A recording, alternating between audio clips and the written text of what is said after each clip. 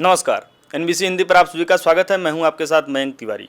उत्तर प्रदेश चुनाव में प्रचंड बहुमत मिलने के बाद इस वक्त हमारे साथ बीजेपी के बदलापुर से विधायक, जौनपुर के बदलापुर से विधायक रमेश चंद्र मिश्रा जी हैं। इनसे हम बातचीत करेंगे और जानेंगे कि इस बार चुनाव में क्या कुछ एजेंडा था, क्या कुछ इस तरह की रणनीति थी जिसके चलते फिर से जनता ने इनको जनादेश दिया और उत्तर प्रदेश में बीजेपी की प्रचंड बहुमत की सरकार आई। सर, सबसे पहले आपसे जानना चाहेंगे इस बार क्या कुछ रणनीति रही जिसके चलते बदलापुर की जनता ने फिर से आपको भरोसे पर लिया। जी, सबसे पहले तो आपके चैनल को बहुत बहुत धन्यवाद और सबको नमस्कार। मैं आपको बताना चाहता हूँ, जैसा कि भारतीय जनता पार्टी का जो कार्य था गरीबों के लिए, दलितों के लिए, मजलूमों के लिए, शोषितों के लिए, वंचितों के लिए, किसानों के लिए, मजदूरों के लिए, अगर देखा जाए तो हमारी केंद्र सरकार और राज्य सरकार के द्वारा जो योजनाएं संचालित की जा रही थी किसी एक खास वर्ग के लिए नहीं हो रही थी। जो नारा था भारतीय जनता पार्टी का, सबका साथ और सबका विकास, उस पर हमारी सरकार काम कर रही थी। और मैं यह समझता हूं कि गांव में किसी भी घर पे आप जाओगे, किसी न किसी योजना का लाभ हमारी केंद्र सरकार या राज्य सरकार की किसी न किसी योजना का लाभ हर व्यक्ति पाया हुआ था। और मैं यह समझता हूं कि यह जो 2022 का चुनाव था, ये सबसे हट के चुनाव था। ये पहला ऐसा चुनाव था जो कि जनता चुनाव लड़ रही थी। हम लोग तो सिर्फ एक प्रत्याशी के रूप में सिर्फ रैलियां, सभाएं, घर घर जाकर के जनसंपर्क करना, लोगों को योजनाओं को बताना, लेकिन उसके बाद भी मुझे जो मेरा अनुभव है, मैं जिस घर पे गया, जिस गांव में गया, हमारे बताने के पहले वहाँ की गरीब जनता ने बता रही है, भैया आप मोदी की पार्टी को, उन्होंने हमको राशन दिया है, उन्होंने हमको गैस चूल्हा दिया है, उन्होंने हमको किसान का सम्मान निधि दिया है, उन्होंने हमको पेंशन दिया है। तो कहने का मतलब योजनाएं जो है इतनी धरातल तक पहुंची थी कि जनता बोल रही थी। और मैं यह समझता हूं यह चुनाव जनता ने लड़ा है और आज जो विजय हुई है उत्तर प्रदेश की एक एक जन की हुई है। सर, आपके बगल की सीट है मुंगरा बादशाहपुर सीट, वहाँ पर जो है बहुत कम अंतर से जो है आप चुनाव डिफीट कर गए। किस तरह से देखते हैं वहाँ के जो विधायक पक्ष के लोग हैं, मतलब जो प्रत्याशी पक्ष के लोग हैं, उन लोगों का ये कहना है कि राज्यसभा सांसद ने जो है उस तरह से जो है चीज़ों को नहीं ट्रीट किया जिसके चलते हार का सामना करना पड़ा। किस तरह से आप चीज़ों को देख रहे हैं? आपके नज़रिए में ये सीट जो आप डिफीट किए हैं, मुंगरा बादशाहपुर की सीट, उसके पीछे क्या कुछ कमियाँ रह गई थी? देखिए, मैं यह समझता हूं कि 2017 में भी लहर थी भारतीय जनता पार्टी की, बहुत ही बड़ी लहर थी। और सीमा द्विवेदी जी बड़ा चेहरा है, बड़ा नाम है और मैं समझता हूं कि वो लगभग 3 बार 4 बार वो विधायक रही हैं। उनके पिताजी कई बार जिलाध्यक्ष रहे हैं भाजपा के, और उसके साथ साथ आज वो राज्यसभा में सांसद भी हैं। और मैं समझता हूं कि इतने बड़े पद पर रह कर के और भारतीय जनता पार्टी के कर्मठ कार्यकर्ता के रूप में उन्होंने हमेशा काम किया है। और 2017 में भी जब सीमा जी चुनाव लड़ी थी, इतनी लहर के बाद भी उस चुनाव नहीं जीत पाई। और जो हश्र 2017 में हुआ था, अगर मैं देखूं तो वही सेम हालात 2022 में हुए हैं। अगर 2017 में सीमा जी हारी तो कहीं ना कहीं वोटों का बंटवारा कई जगह हुआ, चाहे ब्राह्मण का वोटर्स हो, चाहे वो पटेल का वोटर्स हो, कई जगह बंट गया। और 2022 का जो चुनाव हो उसमें भी अगर देखा जाए तो वोटों का कहीं ना कहीं बंटवारा हुआ। और मैं यह समझता हूं कि उसमें किसी को दोष देना कदापि उचित नहीं होगा। कहीं ना कहीं मैं यह मानता हूं कि वोटों का जो ध्रुवीकरण हुआ और उसका एक बहुत बड़ा कारण रहा वहाँ पर चुनाव हारना। और मैं समझता हूँ कि एक गलत हुआ वहाँ पर। वहाँ भाजपा की सरकार पिछली बार थी 17 से 22 तक, तब भी वहाँ विधायक नहीं बन पाए, और 22 से 27 की सरकार आई तब भी वहाँ विधायक नहीं बन पाए। और मुझे लगता है कि वहाँ पे विधायक बनना चाहिए था, वहाँ पर अजय शंकर दुबे जी को जीतना चाहिए था। लेकिन अब कहीं ना कहीं अब जनता का जो निर्णय है वो सर्वमान्य है, हम किसी को इसमें दोष नहीं देना चाहेंगे। सर, इस बार क्या कुछ एजेंडा, क्या कुछ रहेगा? क्योंकि अगर देखा जाए तो आपने ज़मीनी स्तर पर बदलापुर में बहुत से काम किए हैं। इस बार किन कामों को लेकर आगे बढ़ेंगे? कौन से कार्य आपकी प्राथमिकता पर होंगे जिसके चलते बदलापुर का सर्वांगीण विकास हो सके? देखिए, सबसे पहले तो हमने बदलापुर में जो 8-8 पुल स्वीकृत कराए हैं, कई सड़कें हमने स्वीकृत कराई हैं, ITI fire station, bus station है। हमारा तो प्रथम उद्देश्य रहेगा कि इनका कार्य जो है लगभग कई का कार्य पूर्ण हो चुका है और कई का कार्य भी हमको शुरू करवाना है, कई का पूर्ण कराना है। तो हमारी प्राथमिकता रहेगी कि जितने हमारे बदलापुर में स्वीकृत कार्य हैं उसको पूर्ण कराना, बदलापुर का चौमुखी विकास करना और हर घर को नल से जल पहुँचाना। जो एक मोदी जी का ड्रीम प्रोजेक्ट है, हर घर को नल से जल पहुंचाना। तो हमारा यह रहेगा कि हम अपने 5 वर्ष के कार्यकाल में स्वास्थ्य, शिक्षा और हर घर को जल ये पहुंचाने का हम काम करेंगे। और बदलापुर को मैं चुनाव जब लड़ रहा था तब भी मैंने कहा था कि बदलापुर का संपूर्ण विकास हो गया है और सही और गोमती के मध्य में बदलापुर है और इसको जिला बनना चाहिए। और मैं इसकी मांग जो है विधानसभा के माध्यम से, माननीय मुख्यमंत्री जी के माध्यम से बदलापुर को जिला बनाने की मांग करूंगा। महाराजगंज को और सिंघरामऊ को मैं नगर पंचायत बनाने की मांग करूंगा। और ये सब कुछ मांगे रहेंगी और साथ में एक अमूल का या पराग का प्लांट लगवाने की मेरी मांग रहेगी।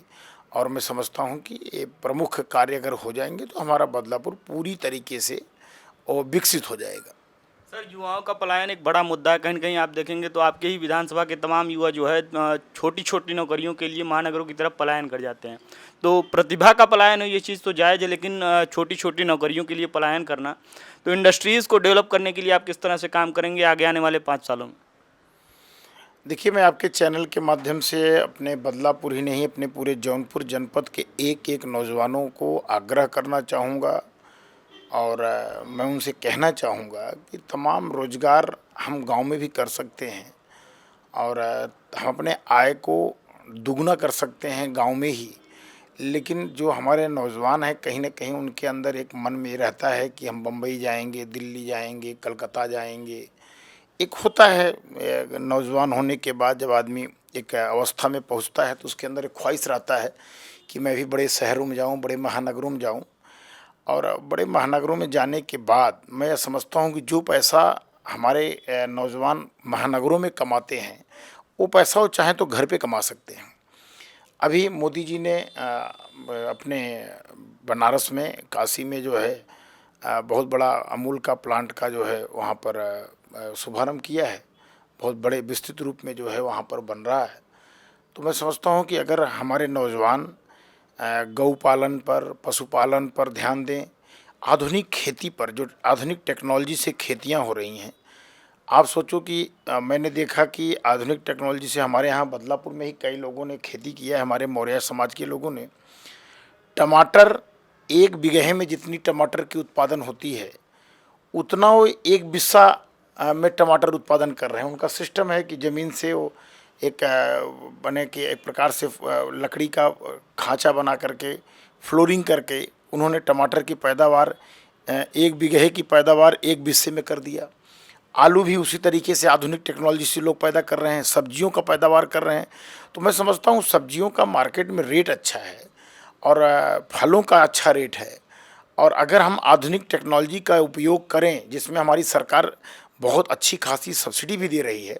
हमारी सरकार स्प्रिंकलर सेट पर दे रही है, पाइप पर दे रही है, रोटावेटर पर दे रही है, सोलर पंप पे दे रही है।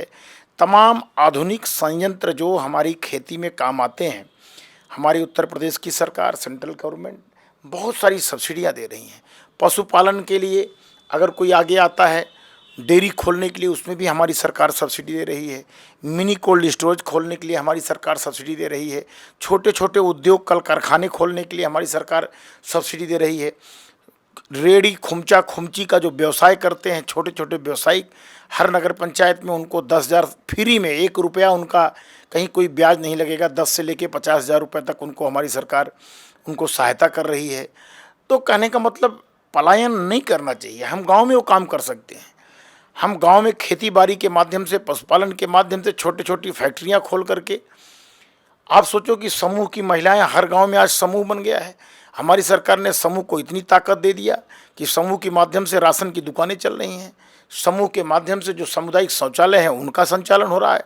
समूह के माध्यम से जो है जो बच्चों के जो स्कूल्स हैं उनके जो ड्रेस बनते हैं, उनकी ड्रेस की कई जगह सप्लाइयाँ हुई।